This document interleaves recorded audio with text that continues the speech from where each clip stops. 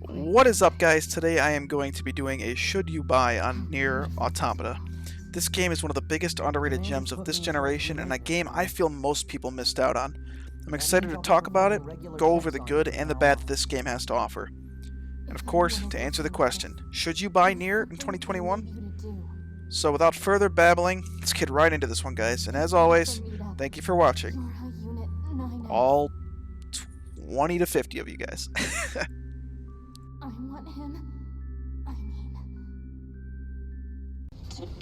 So starting off with why the Nier Automata story exists is these evil robots have basically taken the control of Earth away from the humans, and you, as a battle android, have to go take it back. As you can see, they have very unorthodox methods of attack, and they will keep you on your toes for a majority of the entire game.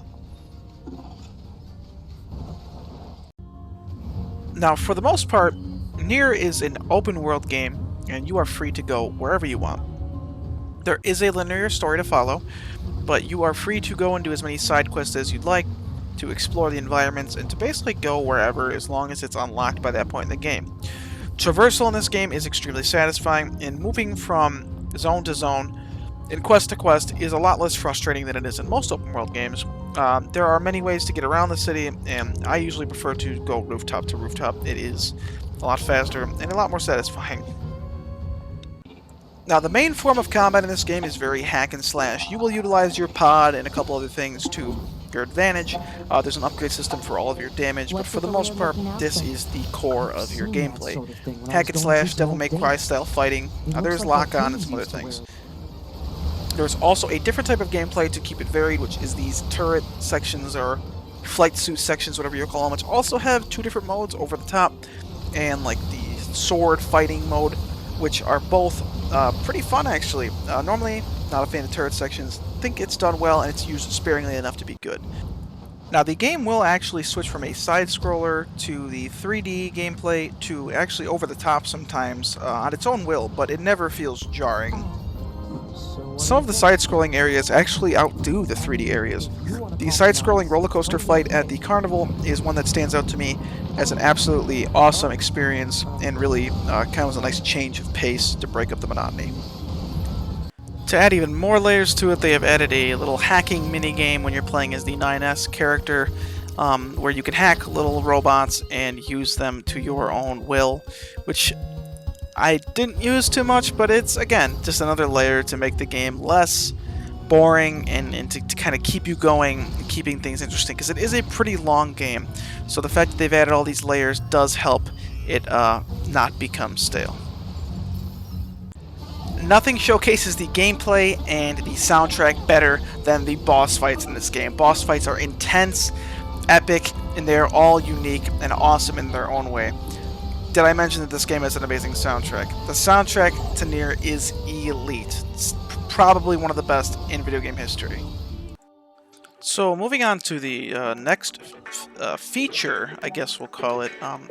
As I said, this game has something for everyone. It has something for everyone, guys. I'm not going to say it. I'm not going to say what it is, but there's something in this game that everyone's going to enjoy. Now, the last thing I'm going to touch on is the story of the game. Now, the story is broken up into 3 routes that you can play. Once you've completed Route A, you will go to Route B, Route C, so on. And the story also has 26 different endings, so I suggest you, after you've beaten the game, if you don't want to play through the long game again, you could obviously go on YouTube and find them. I personally have been trying to get them all myself, but if you don't feel like it, there is a way of finding them elsewhere. With that being said, the story in this game is fantastic. One of the best story games I have played in my lifetime. As far as my opinion goes, I think it might be the best. It's very dark. There are many different twists and turns you will not see coming. And also there are many characters that you will grow to care about and love in this story. And one thing I was nervous about going into this game that didn't end up being a problem was that you don't really have to play the previous games to know what's going on, which is a good thing. It's very typical of a game with this large of a universe to have that problem, and this one really doesn't have. So, guys, the final verdict is in on should you buy Nier Automata. Now, this game has a great story, a fantastic soundtrack, fun gameplay, awesome characters, and just many things to love about it. And I think that those great things outweigh the flaws 9 to 1.